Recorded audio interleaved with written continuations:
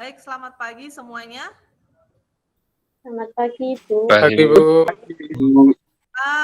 Untuk sesi pertama, Ibu akan mengabsen terlebih dahulu mahasiswa, kemudian yang kedua adalah pemaparan materi. Nah, untuk materi Ibu sudah upload ya, monggo silakan di-download ya, ketika Ibu menjelaskan gitu ya, tolong diperhatikan, jika ada yang tidak jelas bisa menanyakan. Nah, untuk yang pertama, Adrisono Tito Antas. Adrisono Tinto Atas. Risto MV Dias. Hadir, Bu. Hadir, Bu. Agustinus Barreto. Christianus Kurimamba. Hadir, Bu. Agustinus Agung. Agustinus Agung. Donatus Neka Bayu. Donatus Neka Bayu. Heribertus Jeko. Heribertus Jeko. Novrianus Mali.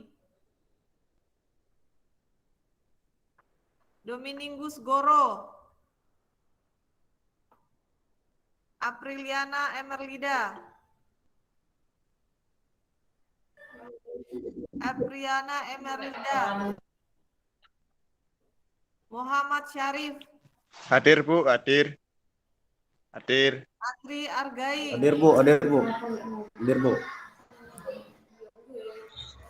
Sonia Sandra Alfiana.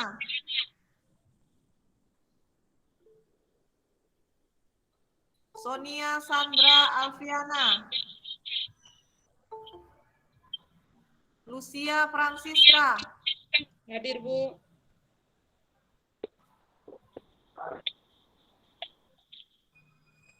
Frederica Billy.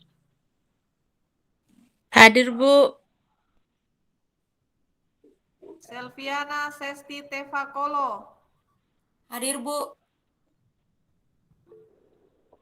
Angelica de Araujo. Hadir, Bu. Timotius Adrianu Jehamin. Timotius Adrianu Jehamin. Alfredo Laubera. Hadir, Bu. Alfredo Laubera. Adrianus Hadir, Bu. Haryanto Nathanael. Adrianus Haryanto Nathanael. Alfredo hadir, Bu. Darius Ora. Hadir, Bu, hadir. Darius Ora. Hadir, Bu. Hadir.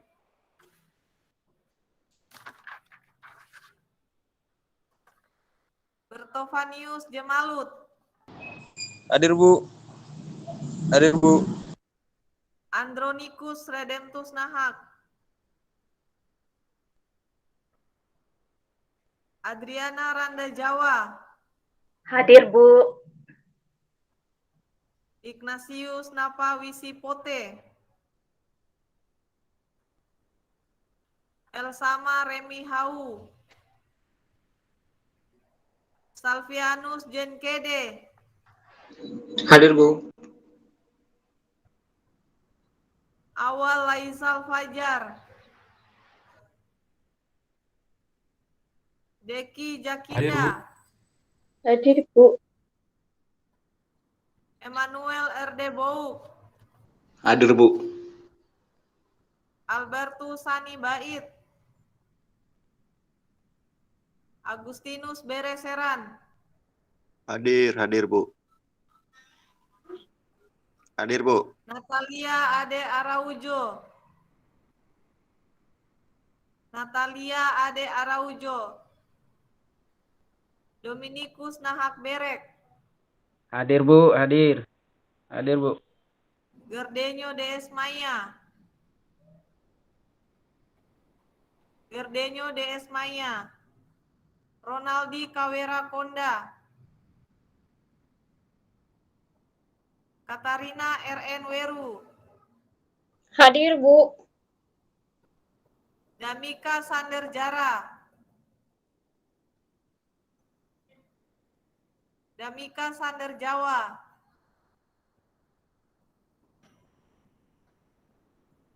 Eduardus Klauleki. Eduardus Klauleki. Oswaldus Seran. Hadir, Bu. Alvan Syadat Awi Firmansyah. Alvan Syadat Awi Firmansyah. Baik, dengan demikian absensi nanti akan yang belum dipanggil tadi, ini totalnya ada 24 orang yang hadir, gitu ya. Dan sisanya yang tadi terlambat masuk bisa langsung mencet di WA group ya, saat ini juga, gitu ya. Itu yang Ibu akan absen kembali, gitu ya. Untuk mempersingkat waktu, ya tolong dibuka slide yang Ibu sudah bagikan. Sudah dibuka? Sudah, Bu. Sudah, Bu. Apakah sudah dibuka? Sudah, Sudah, Bu. Sudah, Bu. Tolong. Sudah, Bu. Gitu ya. Mohon saya wakilkan pada siapa tadi ini? Awal, ya. Awal tolong di screenshot ya. Semua teman-teman yang menyalakan dan tidak menyalakan video hari ini. Nanti tolong kirim di grup gitu ya. Baik, materinya Ya, Bu. sudah dibuka? Sudah, Materinya Bu. sudah Sudah, dibuka? Bu. Sudah, Bu. Sudah, Bu. Baik, hari ini ya Sudah, kita Bu.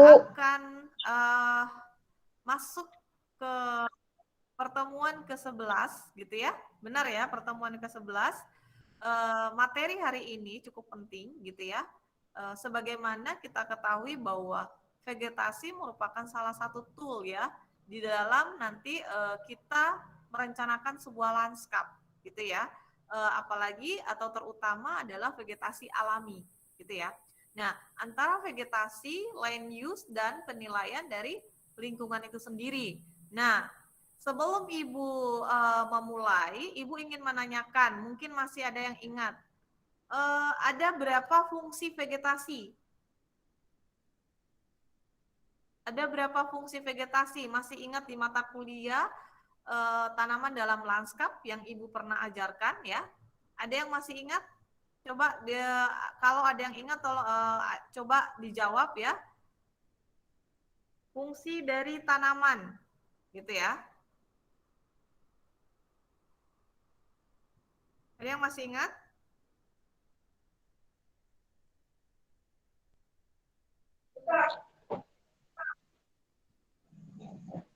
Halo? Iya, Bu. Coba disebutkan yang masih ingat, coba ada 4 fungsi gitu ya, Ibu kasih clue-nya, ada 4 fungsi, coba disebutkan.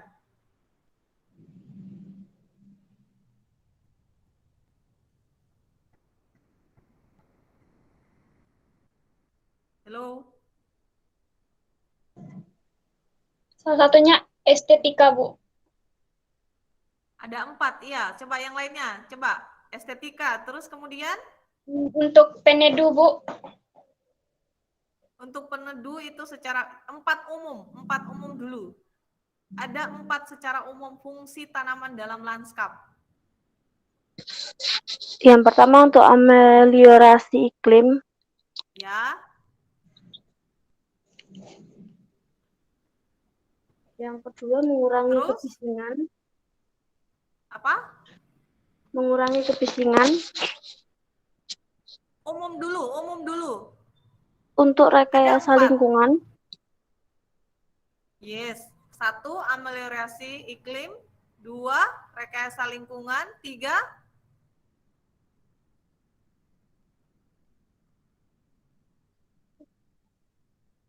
apa lagi?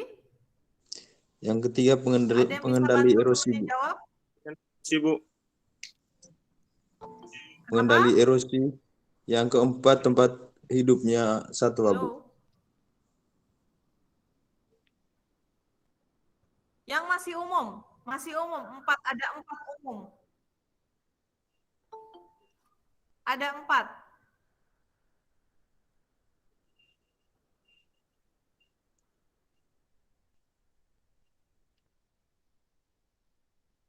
Sudah lupa? Estetika. Awal, ada 4, coba sebutkan. Secara umum.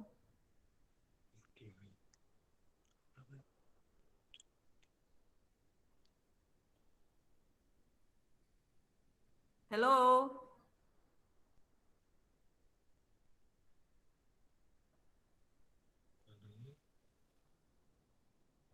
Yang lainnya?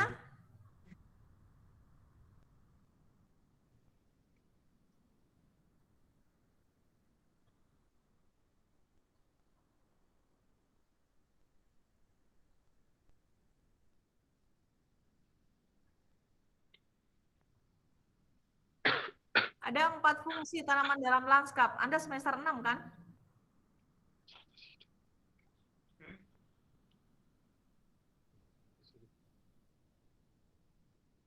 Deki, coba dilanjutkan, apa lagi?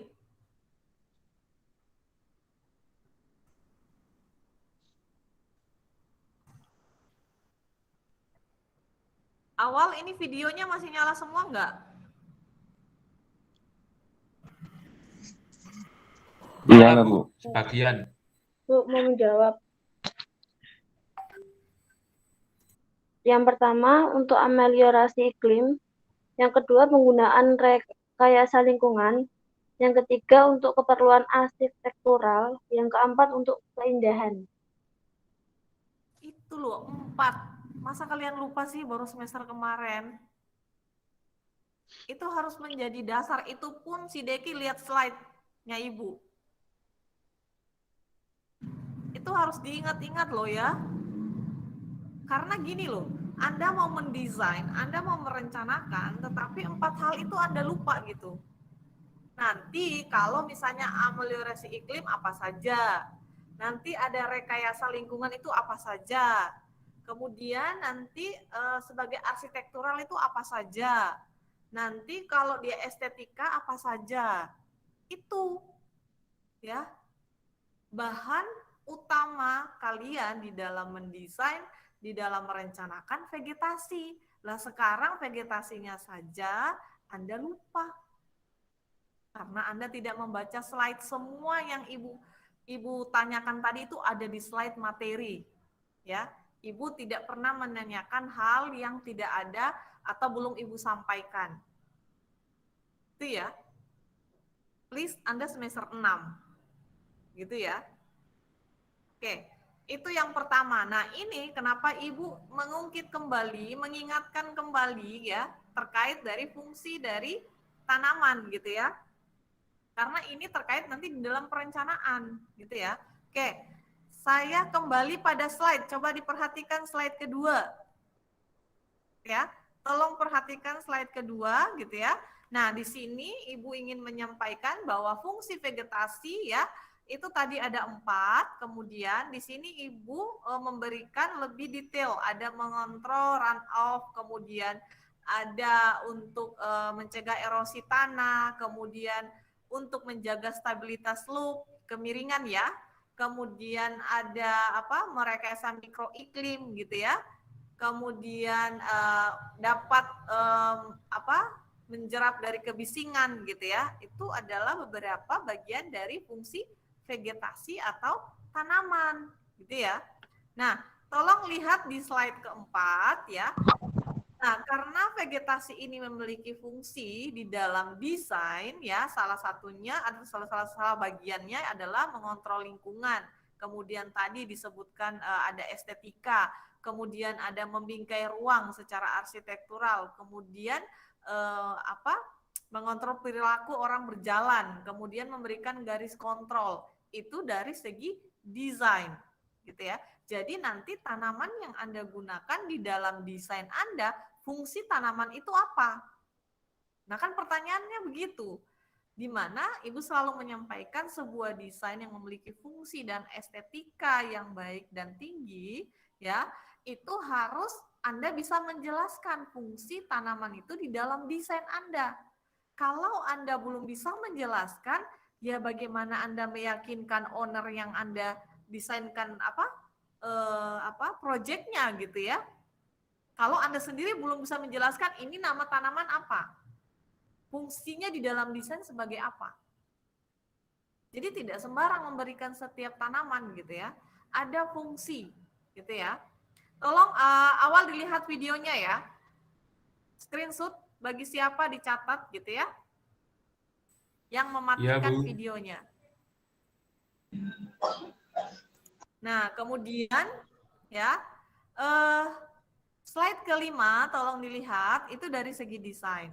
Nah, di slide kelima itu ya, di sini Ibu ingin menjelaskan bahwa begitu pentingnya ya vegetasi di dalam ya untuk Anda mengidentifikasi land cover. Land cover masih ingat ya, apa land cover? Kemarin di mata kuliah perencanaan pengembangan kawasan, ada yang masih ingat? Halo?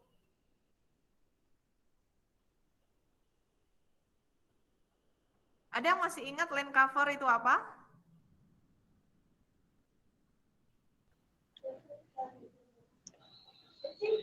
Halo? Lahan. Penutup permukaan tanah. Penutup Apa? lahan. Penutup Land cover permukaan itu tanah, Bu. lahan, Bu. Masih ingat ya, Ya. kemarin materi yang Ibu sampaikan. Makanya mahasiswa itu setelah materi disampaikan atau saat disampaikan dibaca lagi gitu.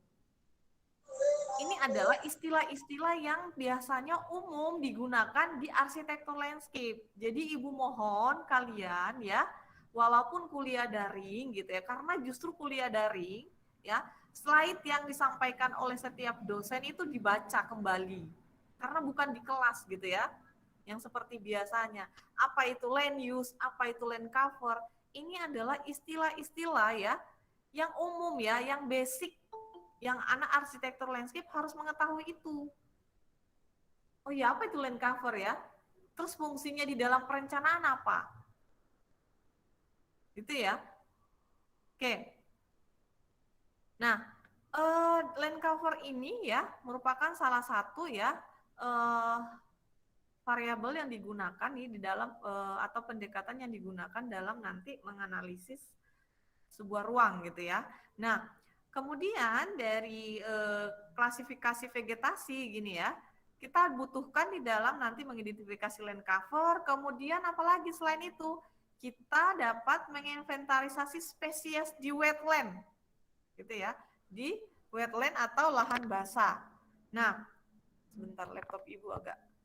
Selain itu juga kita mampu mengidentifikasi hubungan aktivitas ya. Jadi ketika nanti vegetasinya A, maka kira-kira di ruang itu cocoknya aktivitas apa? Apakah pasif, apakah aktif, apakah semi aktif atau semi pasif gitu ya. Ini sangat menentukan sehingga kita harus mengetahui vegetasi itu sendiri dan klasifikasinya. Nah, kemudian ya di dalam sistem klasifikasi ini, kalian masih ingat nggak di mata kuliah biologi gitu ya? Halaman 6, coba dimohon di slide 6 sudah lihat? Di slide 6 sudah melihatnya? Sudah, Bu. Sudah, Bu. Sudah? Oke. Di slide 6 ini ya, Ibu memaparkan bagaimana sistem klasifikasi ini bisa kita ketahui ya melalui defloristik gitu ya, di mana kita di tanaman dalam lanskap Ibu pernah ajarkan ya, ada nama lokal, nama latin, mengenal tanaman ya, mulai dari tanaman tinggi sampai tanaman rendah gitu ya, mulai dari pohon, kemudian perdu, semak, kemudian kita herba, kemudian kita juga belajar tentang tanaman penutup tanah, land cover, dan sebagainya. Nah, kemudian secara tradisionalnya kita ketahui bahwa ada sistem klasifikasi juga ya yang terkait dengan forest, hutan, kemudian ada savana, kemudian ada padang rumput gitu ya. Kemudian secara ekologi juga kita bisa mengetahui habitat gitu ya, habitat tertentu. Kemudian kita juga mengetahui tanahnya, kemudian kita mengetahui suhunya juga, kita bisa coba kita melihat tanah gitu ya. Ketika kita melihat tanah itu aluvial, kita melihat vegetasi. Contoh kita melihat bambu yang Ibu sampaikan. Bambu itu bisa hidup dengan baik. Jenis tanahnya kira-kira apa ya? Kenapa sih bambu itu suka hidupnya di tepi sungai gitu? Nah, itu salah satunya berpengaruh dari jenis tanahnya, gitu ya. Nah, itu salah satu bagaimana kita mengenal klasifikasi vegetasi, ya, sehingga tanah itu kita bisa identifikasi. Oh, tanah jenisnya ini pasti ini karena vegetasi ini sukanya tumbuhnya dengan baik di jenis tanah seperti ini, gitu ya. Nah, itu adalah salah satu bagaimana kita harus mengetahui sistem klasifikasi, yaitu kita mengenal dari jenis-jenis vegetasi, baik itu secara spesiesnya, famili, dan sebagainya. Kemudian tempat hidupnya ada di hutan atau savana, di padang rumput, dan secara ekologi juga kita mengetahui habitat tertentu, kemudian jenis tanah, kemudian suhu, gitu ya. Kemudian next ya, di halaman 7 ya, slide Ibu ya, PPT yang ke-7, kita ketahui bahwa ada 5 level vegetasi ya, yaitu dari segi strukturnya, kemudian karena struktur vegetasi ada vertikal, ada horizontal, itu secara ekologi. Nah, kemudian ada tipe tanaman ya, kemudian ada ukuran dan kepadatan tanaman, kemudian ada lokasi dan habitat, kemudian ada spesies. Jadi di PPT Ibu yang ke-7 ya, ini ada 5 level vegetasi ya yang dilihat dari struktur, tipe tanaman, ukuran, lokasi, dan habitat serta spesies. Bu, kenapa apa hubungannya spesies gitu ya? Karena baik itu spesies vegetasi maupun berpengaruh pada spesies dari misalnya habitat tertentu. Misalnya kalau di vegetasi jenis ini misalnya kok bisa ya banyak jenis burung yang datang gitu. Nah, itu adalah salah satu bagaimana habitat tertentu, menjadi habitat tertentu dari vegetasi ini gitu ya. Dari strukturnya juga secara vertikal maupun secara horizontal. Kemudian tipe tanamannya ya, jenis tanamannya. Oke. Kemudian yang Ibu sampaikan tadi 5 level tadi, coba Anda lihat di slide ke-8. Sudah lihat slide ke-8? Ya, Bu. Sudah. Baik, di slide ke-8 itu Ibu ingin sedikit mengulas tadi ya, ada kita ketahui hutan ya. Kalau dikatakan hutan itu vegetasinya, kanopinya seperti apa? Harus 60% itu kanopinya tertutup gitu ya, artinya rapat. Ini kita melihat dari jarak gitu ya, atau space-nya gitu. Kemudian daerah berhutan gitu ya, 20 sampai 60% kanopi tertutup. Kenapa? Ini terkait nanti Anda mengidentifikasi secara land cover. Bu, ini hutan apa daerah berhutan gitu ya? Ini daerah kebun atau pohon apa semak gitu ya? Jadi kalau dikatakan hutan apabila ya tingginya 15 feet gitu ya, di mana 60% kanopinya tertutup. Kemudian daerah berhutan gitu ya, itu tingginya sekitar 15 feet juga, tetapi dia tertutupnya hanya 20 sampai 60%. Kemudian untuk yang lainnya adalah kebun buah gitu ya. Kalau kebun buah kita tahu langsung bilang oh ini bukan hutan, ini kebun. Kenapa? Karena kalau di kebun pohon itu ditanamnya ada jaraknya, teratur gitu ya. Karena kenapa sih tanaman untuk kalau misalnya budidaya, ini kan budidaya kalau kebun buah. Kenapa ditanamnya ada jaraknya? Karena memang ada jarak tertentu agar kenapa? Agar menghasilkan buah tanamannya, tidak berebut nutrisinya ya. Jadi dia tidak merebut misalnya pupuk A yang diberikan gitu ya, sama-sama mendapatkan nutrisi ya. Kemudian ada pohon dan semak gitu ya, dengan tinggi ya 15 feet gitu ya, jarak tanam bervariasi gitu ya. Jadi ada modifikasi misalnya pohon, semak gitu ya. Kemudian juga ada daerah wetland gitu ya, atau lahan basah gitu ya. Lahan wetland itu adalah bentangan ya, lanskap yang selalu tergenang dengan air gitu ya. Misalnya salah satu contohnya daerah mangrove di hutan atau hutan bakau. Kemudian ada padang rumput ya, kalau di NTT itu padang rumputnya banyak ya. Nah, sehingga di sana cocok untuk misalnya kalau mau direncanakan misalnya jadi cocoknya untuk kawasan peternakan gitu ya. Nah, sehingga padang rumput ini juga kita harus tahu padang rumputnya jenisnya apa.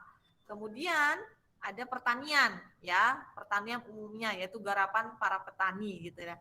Ini adalah ya contoh dari vegetasi gitu ya. Jadi Anda bisa membaca nanti di slide ke-8 ini bagian kanan itu ada penjelasannya secara detail gitu ya. Kemudian ya dengan adanya ya kebutuhan manusia ya banyak tren perubahan gitu ya. Pertama pasti diawali ada hutan. Kebutuhan manusia ingin hidup sehingga dia ingin berkebun, bertani gitu ya. Dari kegiatan pertanian itu ya bisa terlihat ini ada peta ya di mana pada tahun 1920 ya, zaman dulu ya, apalagi sekarang. Tahun 1920 saja ya, okupasi lahan sudah banyak terjadi dengan adanya kegiatan pertanian. Ya, coba Anda lihat peta ini ya, kalau kita melihat peta seriesnya ini di mana secara land use-nya berubah ya.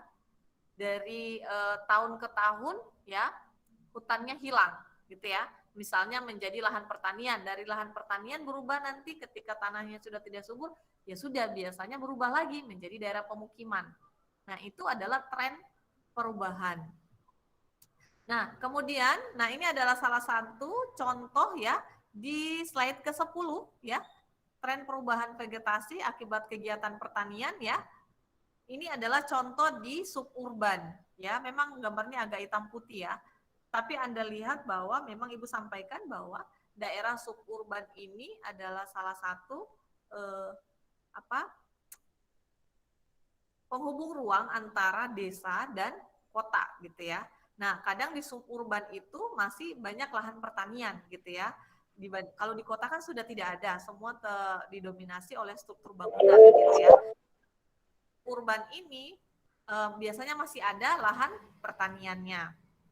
Nah, kemudian tren perubahan juga yang terjadi ya dengan adanya vegetasi ini, di mana kita ketahui bahwa sekarang malah di perkotaan justru ya banyak jenis pohon semak rumput gitu ya yang ditanami oleh pemilik rumah gitu ya, karena kita ketahui semakin lama orang akan sadar gitu ya bahwa pentingnya tanaman atau fungsi dari vegetasi ketika berada di sekitar kehidupan kita gitu ya. Ini tren yang ada di kota dulu yang awalnya dihilangkan, kemudian perlahan-lahan sekarang ya manusia telah sadar bahwa pentingnya vegetasi atau tanaman atau fungsi di dalam kehidupannya, sehingga ya kita tahu bahwa kalau perumahan saja kalau tamannya luas itu semakin mahal gitu ya. Nah, kemudian yang kita ketahui juga bahwa vegetasi ya di daerah-daerah komersil ya seperti di tengah kota gitu ya, di daerah koridor-koridor jalan gitu ya, itu sudah dihijaukan gitu ya sampai tempat duduk. Ini Ibu kasih contoh ya, karena sudah begitu penting. Dulu dihilangkan ketika kota itu tumbuh, hilang semua hijaunya. Kemudian setelah itu manusia itu sadar gitu ya bahwa penting gitu ya orang berjalan, bagaimana orang mengarahkan orang untuk berjalan tetapi panas gitu, sehingga diberikanlah vegetasi gitu ya. Bagaimana kota itu dapat polusinya diserap ya kalau tidak ada vegetasi. Nah, sehingga trennya saat ini bahwa vegetasi itu dihadirkan kembali di kota gitu ya, baik itu di taman rumah atau di tempat umum publik gitu ya. Kemudian yang tidak kalah penting juga ya, kita tahu ada beberapa kampus gitu ya, landscape-nya sangat bagus ya, taman-tamannya sangat menarik gitu ya. Kalau di luar negeri itu memang sudah menjadi satu kebutuhan gitu ya. Bagaimana kita belajar juga bisa belajar di taman gitu ya. Nah, kalau di Indonesia masih kurang ya. Kalau mungkin kita bisanya di kafe gitu ya, tetapi kalau di kampus-kampus mungkin yang lahannya luas gitu dan memiliki taman, mahasiswa lebih suka belajar outdoor gitu ya. Yang penting ada colokan wifi gitu ya. Kemudian di situ tidak panas gitu ya. Mahasiswa senang untuk di outdoor ya, dibandingkan terus-terusan di indoor gitu ya. Nah, itu adalah salah satu bagaimana vegetasi digunakan di dalam area-area publik atau semi privat atau di privat. Kemudian juga ini yang tadi gambar 14 ya, sudah lihat. Nah, ini juga merupakan vegetasi di area publik gitu ya. Jadi taman itu sudah menjadi satu kebutuhan saat ini ya, sudah bukan sekunder tetapi sudah menjadi kebutuhan primer. Orang bisa menghilangkan stres gitu ya, selain dari iklim tadi, selain rekayasa lingkungan, selain estetika, kemudian secara arsitektural, tetapi secara psikologi ya, ketika kita bahasa kita adalah sumpek gitu ya, banyak tugas, banyak tekanan dalam pekerjaan, ketika main ke taman sebentar itu akan memberikan psikologisnya lebih baik dan justru bisa mendapatkan inspirasi gitu ya. Nah, jadi di dalam, mohon dilihat di slide 15 ya, sudah terlihat. Jadi kita juga harus tahu bahwa vegetasi ini menggambarkan satu kepekaan lingkungan, gitu ya. Contoh di daerah wetland atau daerah yang tergenang, selalu tergenang air atau basah, gitu ya. Ini adalah salah satu ya area atau kawasan ya yang memiliki kepekaan tinggi. Kepekaan ini artinya tinggi, ini artinya dia mudah rusak atau fragil karena ekosistemnya yang ada di dalam itu apabila berubah atau terganggu oleh kegiatan manusia, maka dia akan mudah rusak atau tidak stabil gitu ya. Kemudian daerah sungai, koridor sungai gitu ya. Jadi koridor sungai juga merupakan salah satu ya kawasan atau area yang secara alami ini ya mudah rusak gitu ya. Kemudian yang ketiga adalah pantai dan sand dunes yang Ibu sudah sampaikan minggu lalu, masih ingat? Ada yang masih tahu sand dunes? Apa itu sand dune? Bukan pasir. Bukan pasir, Bu. Pasir. Gumuk pasir gitu ya. Jadi anak les itu harus tahu kalau dulu belum pernah mendengar apa itu sand dune gitu ya. Nah, sand dune adalah kalau bahasa Indonesianya diartikan gumuk pasir ya, kumpulan pasir yang menumpuk membentuk bukit gitu ya. Nah, sand dune ini juga merupakan salah satu ya selain pantai tadi merupakan satu kawasan yang memiliki kepekaan tinggi. Nah, jadi ada 4 jenis ya. Wetland, koridor, sungai, pantai, dan sand dune. Ini adalah lanskap-lanskap alami, itu ya, yang tidak bisa dibuat oleh manusia. Ya, mungkin bisa, tetapi butuh waktu lama untuk menciptakan satu habitat atau ekosistem yang secara alami, di mana ada flora fauna hidup secara baik di dalamnya, itu ya. Nah, ini adalah wetland yang tadi Ibu sampaikan, ya. Kemudian lanskap koridor sungai, gitu ya. Kemudian ini daerah sand dune ya, daerah gumuk pasir gitu ya. Tapi memang di Indonesia tidak semuanya karena memang dia tergantung dari kecepatan angin.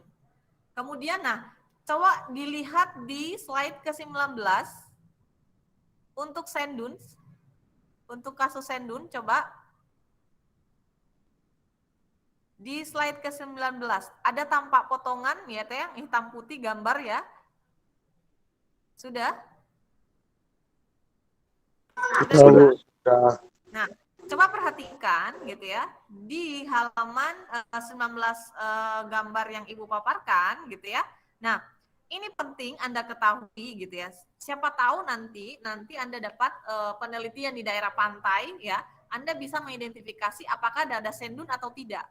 Yang dikatakan sand dune itu seperti apa. Nah, ini ada beberapa potongan contoh gitu ya. Ini contoh ya, bagaimana kita mengelola ya, nanti merencanakan suatu aktivitas di mana letaknya yang sesuai. Coba lihat potongan bagian bawah, ini ada penjelasannya, ada beach, pantai ya, kemudian ada foredune-nya, kemudian ada trough-nya, kemudian ada primary dunes-nya, kemudian back dunes area. Nah, di sini di bawahnya di dalam keterangan ini ya ada penjelasan ya bahwa di mana boleh hanya aktivitas pasif. Gitu ya. Di pantai ini no building, tidak boleh ada bangunan. Kemudian hanya boleh rekreasi yang memungkinkan. Tapi itu harus intensif ya. Kemudian di Fordunnya sudah lihat di kolom yang kedua gitu ya. Itu ada Fordunnya itu no building, artinya tidak boleh ada pembangunan, tidak boleh ada bangunan. Hanya only connecting foot trail possible. Jadi hanya untuk koneksi jalan gitu. Jalan kaki. Ya. Kemudian di kolom ketiga itu tampak potongannya, ada yang true-nya yaitu limit, yaitu ada rekreasi pasif yang terbatas. Itu memungkinkan, masih boleh. Gitu ya. Kemudian di potongan keempat masih lihat. Nah, ada primary dunes. Nah, di sini fragile, artinya dia tidak boleh ada bangunan karena dia mudah rusak. Ya, fragile itu mudah rusak, tadi yang peka, dia sangat peka. Nah, kemudian di bagian akhir gitu ya, di back dune area gitu ya, ada ditoleransikan ya, diperbolehkan ada pembangunan tetapi harus ya most sustainable ya. Jadi harus ada pembangunan tetapi benar-benar memang harus Jadi harus benar-benar aspek baik fisik, ekologi maupun aspek yang lainnya itu benar-benar harus dilihat apabila memang mau dibangun sesuatu. Jadi ini adalah kalau kita melihat potongan ini gitu ya. Nanti kalau Anda menemukan ya satu studi kasus misalnya sebuah pantai atau pesisir yang ada strukturnya seperti ini ya, Anda sudah tahu mana yang boleh dibangun, mana yang tidak boleh, mana yang menjadi wisata baik aktivitas pasif atau aktifnya. Mana yang boleh misalnya ada bangunan semi permanen atau permanen. Ya. Jadi Anda harus hitung, Bu, gimana caranya? Ya berarti pertama dari Anda melihat struktur vegetasinya. Coba Anda lihat dari struktur vegetasi. Ibu tidak bisa menjelaskan vegetasi ini karena setiap daerah pantai itu karakteristik vegetasinya berbeda, gitu ya. Sehingga kalau misalnya Anda dapat studi kasusnya di Indonesia, gitu ya, perhatikan vegetasinya apa saja, batasnya dari mana ke mana. Nah, itu diukur, dihitung gitu ya. Oh, di sini boleh, di sini tidak boleh, di sini boleh tapi sedikit aktivitas. Nah, ini adalah salah satu bagaimana ya pengelolaan sebuah pantai gitu ya atau pesisir yang mahasiswa landscape harus mengetahui itu. Sehingga di dalam perencanaan nanti gitu ya, ini menjadi dasar atau basic Anda di dalam menentukan pengembangan yang dilakukan. Paham ya? Paham, Bu, paham. Ya, nah ini adalah salah satu contoh bagaimana nanti ya, mungkin nanti Anda masuk di semester 7 ketemu Ibu lagi gitu ya, ketika Anda merencanakan sebuah lanskap gitu, atau nanti Anda penelitian ya, Anda bisa buka slide ini lagi, dipelajari lagi. Nah, jadi memang kalau di dalam perencanaan, gimana Bu saya bisa merencanakan dengan baik? Anda harus baca buku. Teori itu penting. Ini kan teori ya. Jadi nanti ketika sampai semester 7 di studio perencanaan, Ibu nggak ngajar lagi. Dan seharusnya Anda sudah tahu dari teori ini gitu ya. Jadi kalau misalnya awal, kamu bangun fasilitasnya sebelah mana gitu ya. Di sini Bu, alasannya apa gitu ya. Nah, secara teori Anda harus bisa sudah menerapkan itu. Gitu ya. Paham ya? Nah, kemudian di dalam vegetasi ini sebagai tool perencanaan Ibu sampaikan tadi dan sebagai digunakan di dalam desain lanskap, yaitu tadi ada kebisingan, iklim, kemudian ada penyangga, ada run off, ada secara sosial juga ya. Nah, ini juga selain itu ya, vegetasi juga bisa tadi mampu untuk kebisingan ya. yang Ibu sampaikan minggu lalu bahwa dan sudah di mata kuliah ya, tanaman dalam lanskap, bahwa tanaman atau vegetasi berfungsi untuk menyaring kebisingan gitu ya. Memang tidak sepenuhnya. Contoh yang paling, kalau cuma satu pohon terus kebisingan ya tetap kedengaran lah gitu ya. Kendaraan mengeluarkan berapa desibel sih? Suara manusia mengeluarkan berapa desibel sih? Kemudian di lantai 1, orang lantai 2, lantai 3 itu mengeluarkan, kan kita jalan ya. Kayak misalnya ini di lantai 2 ada orang lari-lari gitu ya. Ibu seperti sekarang di lantai 2, kemudian di lantai 3 ada orang berjalan atau berlari, itu kan berbeda. Nah, berapa desibelnya? Itu ada ukurannya gitu ya.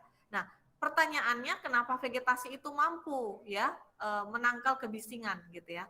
Nah, itu adalah salah satu, kita pertama harus melakukan pengukuran. Nah, dan berapa besar atau lebar dari vegetasi tadi ya, misalnya kita sebut membuat sabuk hijau gitu ya. Memang yang sangat kalau kita main musik saja, kenapa pakai pengedap suara gitu ya? Dindingnya dilapisi tertentu gitu ya, sampai pakai jenis apa biar tidak terdengar di luar, tidak mengganggu. Nah, kalau secara alami di luar outdoor kita menggunakan namanya vegetasi. Yang bisa kita lihat adalah di jalan tol. Ya. Di jalan tol ini seperti di Surabaya mungkin yang Anda pernah lewati gitu ya, ada beberapa penanaman vegetasi secara struktur gitu ya, baik itu dia horizontal maupun vertikal. Nah, itu baik median jalan atau di samping jalan. Nah, itu adalah salah satu sabuk hijau atau green belt ya, dibuat untuk mengurangi misalnya kebisingan orang yang tinggal di belakangnya. Gitu ya. Nah, itu adalah salah satu. Nah, ini adalah Anda bisa cari di internet, banyak sekali informasi, misalnya suara anjing berapa desibel, suara sapi berapa desibel, suara kendaraan, motor, mobil, kereta, itu ada semua. Gitu ya. Nah, itu adalah standar seorang arsitektur landscape, kita harus mengetahui. Sehingga, kenapa? Lah bagaimana Anda merencanakan ketebalan sebuah struktur landscape atau tanaman vegetasi kalau Anda belum tahu yang mau Anda rekayasa secara kebisingannya itu berapa, sehingga yang dibutuhkan berapa dari vegetasinya. Itu ya. Nah, kemudian di halaman 22 yang secara iklim gitu ya, Ibu ingin flashback di mata kuliah tanaman dalam lanskap gitu ya.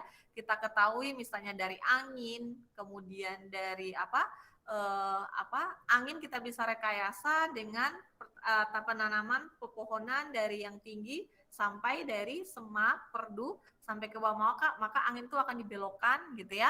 Nah, itu adalah salah satunya, salah satu cara gitu ya. Kemudian penyangga atau barrier tadi ya, kita lihat bahwa kecepatan angin itu ya bisa bukan angin itu tidak bisa tidak bisa dihilangkan ya, tetapi bisa dikurangi gitu ya. Ketika kita ada di balik dari pohon itu, kita tidak terlalu merasakan angin yang sangat kencang gitu ya. Mungkin di Indonesia angin itu tidak terlalu menjadi salah satu yang diperhatikan ya, tetapi Anda kalau di luar negeri gitu ya, setiap hari itu anginnya itu sangat kencang gitu ya, sehingga mengganggu orang sampai-sampai sering puting beliung ya, itu ya angin yang berputar gitu ya. Kalau di luar negeri itu ya perkiraan cuaca itu selain hujan, panas, dan itu kecepatan angin gitu ya, sehingga orang tidak boleh keluar dan sebagainya karena berbahaya. Nah, itu sebagai arsitektur landscape ya, kita harus mampu bagaimana paling tidak yang aman itu berapa anginnya, sehingga ketika orang misalnya Anda membangun di daerah pedestrian, berapa seberapa tingginya atau berapa penyusunan struktur dari vegetasi tersebut. Nah, kemudian selain itu bagaimana pendekatan analisis vegetasinya, kita tentu saja ada korelasi dengan spasial gitu ya, dengan ruang. Kemudian yang kedua ada proses dan fiturnya. Kemudian yang ketiga adalah tanaman sebagai indikator. Nah, makanya Ibu katakan ketika nanti Anda melakukan analisis di dalam spasial tata ruang gitu ya, yang perlu Anda lihat adalah indikatornya dari tanaman. Nah, makanya yang Ibu katakan seorang landscape ketika sudah lulus di mata kuliah tanaman dalam landscape, di perencanaan, di desain gitu ya, apalagi untuk vegetasi khususnya. Jadi Anda sudah bisa membaca landscape gitu ya. Oh, landscape ini saya hanya survei Bu, tapi saya lihat ada beberapa vegetasi ini yang menjadi vegetasi utama di sana atau yang menjadi endemik di sana. Nah, kalau tanaman ini Bu, berarti kawasannya karakternya seperti ini. Nah, anak landscape harapannya Ibu berharap sih kalian bisa gitu ya. Ketika di sana ada mangrove Bu. Jadi kayaknya tempat ini kalau mau direncanakan harus begini. Bu, di sana ada vegetasi, dia pisang gitu ya. Oh, dia sawah gitu ya. Oh, dia hutan jati. Oh, dia misalnya ada tanaman-tanaman paku. Wah, berarti dia lembab, di sini tinggi, Bu. Kalau mau buat ini kayaknya kurang cocok deh, Bu. Oh, di sini tiba-tiba ada tanaman rafflesia. Itu alami loh, Bu. Berarti saya sebagai perencana harus bagaimana? Saya sudah tahu, Bu. Jadi harus begini-begini. Nah, itu adalah salah satu ilmu teori ya yang harus Anda pahami. Selain dari penjelasan dosen, pemaparan materi, maka yang paling penting adalah Anda punya wawasan banyak membaca buku, terutama yang terkait dengan buku planning banyak ya. Sudah dibagi oleh Pak Aska ya. Kemarin sempat nggak sih dibagi oleh Pak Aska? Oh, mungkin kakak kelas ya. Nanti the next gitu ya. Jadi banyak buku-buku planning, Ibu punya buku planning ada banyak, tapi memang bahasa Inggris gitu ya. Nah itu banyak cara kita mengetahui ya beberapa basic ilmu ya yang kita harus ketahui untuk menjadi seorang perencana, gitu ya. Nah di halaman 25 coba lihat ya, sudah lihat? Halo? Sudah Bu, sudah Bu. Nah, di halaman Sudah 25 Bu. ini, ketika Anda melihat korelasi tadi ya, yang Ibu sebut tadi, ada korelasi antara spasial, proses, atau landform ya, bentukan kemarin landform ya. Masih ingat landform? Masih ya? Nah, ini Masih, Bu. adalah korelasi secara spasial, topografi, landform, dan kondisi lahannya melalui indikator tanaman. Nah, ini bisa menjadi salah satu pendekatan di mana nanti Anda menganalisis sebuah vegetasi. Gitu ya. Kan Anda membuat peta ya kemarin ya. Anda sudah belajar di ArcGIS ya bagaimana membuat peta. Tapi kan itu masih secara umum. Hanya bisa membuat peta. Tetapi ketika Anda masuk di dalam penelitian, dalam proyek gitu ya. Bagaimana Bu saya mendelineasi atau membuat zonasi. Nah, salah satu analisis melalui vegetasi ya, melalui topografi. Karena gini, vegetasi itu ada beberapa jenis hanya bisa hidup di kemiringan berapa. Ketika dia ada yang miring sekali, itu pohonnya biasanya jarang. Dia hanya tanaman pendek. Karena kenapa? Kalau dia di tempat ketinggian dan miring, itu kalau angin kencang, dia mudah tumbang. Nah, itu sudah menjadi salah satu pendekatan dari melalui topografi. Jadi vegetasi itu berfungsi di peta topografi. Kemudian landformnya, bentukannya, gitu ya. Kemudian kondisi lahannya seperti apa. Nah, untuk contoh 3 ini saja itu Anda sudah bisa mengoverlay. Ya, nanti ketika Anda merencanakan ya, nanti di semester 7 gitu ya. Anda misalnya dapat lanskap alami. Bu, saya dapat di pesisir, Bu, saya dapat di hutan, saya dapat daerah perbukitan. Jadi saya pakai analisis yang pertama adalah topografi, yang kedua adalah landformnya, yang ketiga adalah kondisi lahan atau dari jenis vegetasinya. Nah, dari situ 3 ini aja Anda overlay itu sudah menjadi salah satu keputusan di dalam nanti Anda menentukan kawasan ini bisa dikembangkan atau tidak. Dikembangkan pun itu aktivitasnya seperti apa. Kalau aktivitas A, B, maka fasilitas yang bisa dibangun itu seperti apa. Nah, makanya Ibu sampaikan bahwa di dalam perencanaan itu penting mahasiswa arsitektur landscape mengetahui yang namanya vegetasi atau tanaman. Dan yang kedua adalah mengetahui bisa menggunakan yang namanya ArcGIS atau pemetaan. Karena di dalam perencanaan, kalau perencanaannya skala kecil, ya, itu memang tidak harus menggunakan peta gitu ya, langsung didesain. Tetapi kalau skalanya dia besar, wilayah, kawasan, itu kan untuk menganalisis kan butuh berapa pendekatan gitu ya. Tidak, dan satu, kawasan itu tidak datar gitu ya, punya bentuk topografi, punya landform secara alami. Kemarin ada berapa jenis landform, ini jenis landformnya seperti apa, karakternya berarti seperti ini. Kemudian vegetasinya, selain vegetasi, habitat satwa. Nah, pertimbangan-pertimbangan ini yang digunakan ya di dalam nanti Anda memutuskan, kan perencanaan itu kan keputusan, hasil keputusan gitu ya. Apakah ini bisa dikembangkan atau tidak? Perencanaannya seperti apa? Oke, baik. Dengan demikian ya, bahwa vegetasi sangat penting ya di dalam nanti Anda menganalisis ya, menganalisis sebuah tapak, lahan, kawasan atau wilayah. Itu menjadi salah satu perhitungan penting atau menjadi salah satu variabel penting gitu ya, sebagai arsitektur landscape di dalam mengembangkan atau merencanakan atau mengelola sebuah lanskap. Oke, baik. Ada yang bertanya? Jika tidak ada yang bertanya, paham kira-kira materi hari ini? Halo?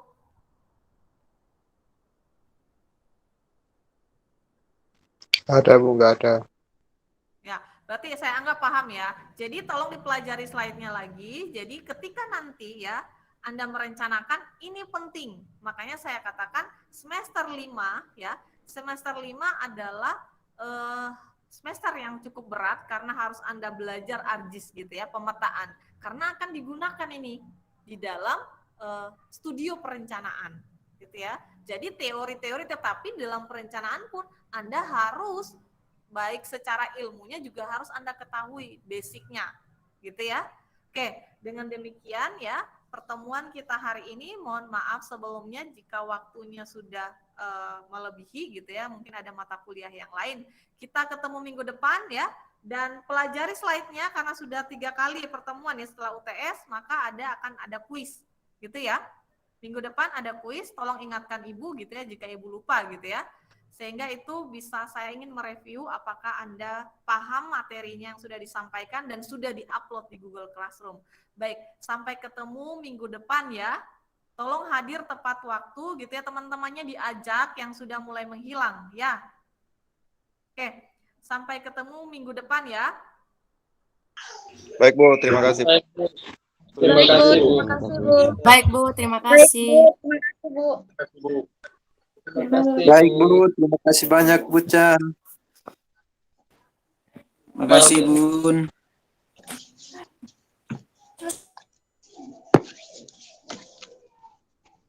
Hai semuanya.